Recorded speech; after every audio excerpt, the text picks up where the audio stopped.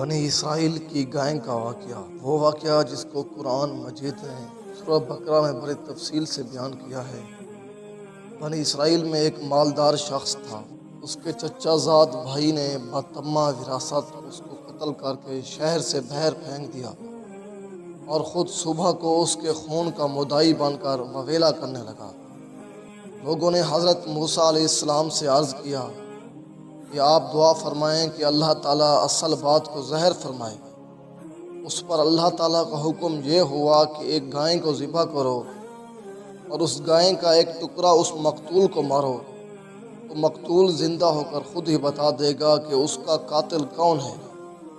لوگوں نے یہ بات سن کر حیران ہو کر پوچھا کہ کیا یہ مذاق تو نہیں؟ حضرت موسیٰ علیہ السلام نے فرمایا، معاذ اللہ، کیا میں کوئی ایسی فضول بات کروں گا؟ میں بالکل صحیح کہہ رہا ہوں۔ لوگوں نے پوچھا، پھر فرمائیے کہ گائے کیسی ہو؟ حضرت موسیٰ علیہ السلام نے فرمایا، خدا فرماتا ہے کہ نہ بہت بوڑھی اور نہ بالکل نہ عمر، بلکہ ان دونوں کے بیچ میں ہو۔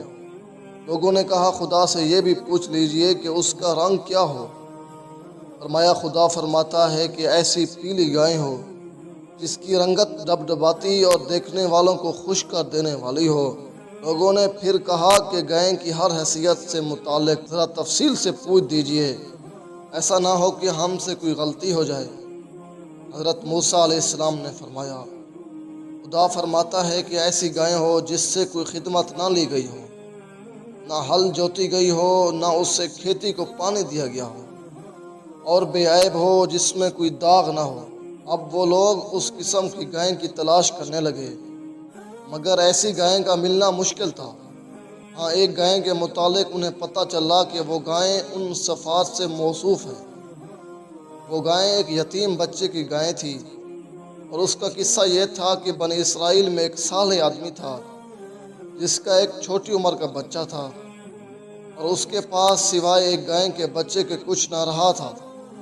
اس نے اس بچے کی گردن پر مہر لگا کر اسے چھوڑ دیا اور بارگاہ حق خداوندی میں عرض کیا کہ اے اللہ، میں اس بچے کو اپنے بیٹے کے لیے تیرے پاس امانت رکھتا ہوں۔ میرا بیٹا جب بڑا ہو جائے تو یہ اس کے کام آئے۔ اس مرد صالح کا تو انتقال ہو گیا اور بچہ جنگل میں پرورش پاتی رہی۔ یہ لڑکا جب بڑا ہوا تو باپ کی طرح صالح اور نیک نکلا، اپنی ماں کا بڑا فرما بردار تھا۔ ایک روز اس کی ماں نے کہا، بیٹا، تیرے باپ نے تیرے لیے فلاں جنگل میں ایک بچہ چھوڑ دیا ہے، وہ اب جوان ہو گئی ہوگی، اس کو جنگل سے لے آ اور اللہ سے دعا کر کہ وہ تجھے تیری امانت عطا فرما دے۔ چنانچہ وہ لڑکا جنگل پہنچا اور اپنی گائے کو دیکھ کر ماں کی بتائی ہوئی نشانیاں اس میں پا کر اسے پہچان لیا اور خدا کی قسم دے کر اسے بلایا تو گائے فوراً حاضر ہو گئی۔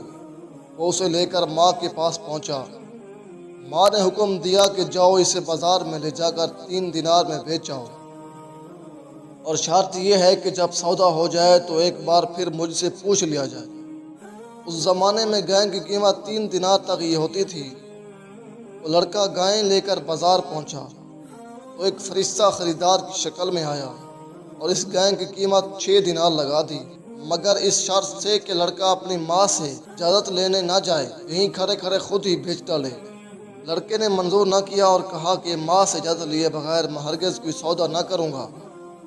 پھر گھر آ کر ماں کو سارا قصہ سنایا۔ ماں نے 6 دینار پر گائے بیچنے کی اجازت دے دی، مگر دوبارہ بیع ہو جانے کے بعد پھر اپنی مرضی دریافت کر لینے کی پابندیاں لگا دیں۔ لڑکا پھر بازار میں آیا اور وہیں فرشتہ خریدار بن کر آیا اور 12 دینار قیمت لگا دی، مگر اس شرط پر کہ لڑکا ماں سے اجازت لینے نہ جائے۔ لڑکے نے یہ بات پھر نہ منظور کر دی اور ماں سے آ کر سارا حال کہہ دیا۔ ماں سمجھ گئی کہ یہ خریدار کوئی فرشتہ ہے جو آزمائش کے لیے آتا ہے۔ لڑکے سے کہا کہ اب جو وہ خریدار آئے تو اس سے کہنا کہ آپ ہمیں یہ گائیں بیچنے کی اجازت دیتے ہیں یا نہیں۔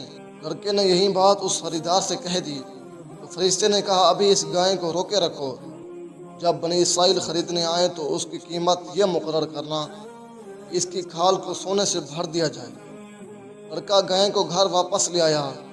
یہ گائیں ایک ہی ایسی گائیں تھی جس میں خدا کی بتائی ہوئی ساری صفات پائی جاتی تھی، اور جس کی بنی اسرائیل کو تلاش تھی۔ چنانچہ بنی اسرائیل کو اس گائے کا پتہ چلا، وہ مکان پر پہنچے اور اس گائے کی یہی قیمت مقرر ہوئی کہ اس کی کھال کو سونے سے بھر دیا جائے۔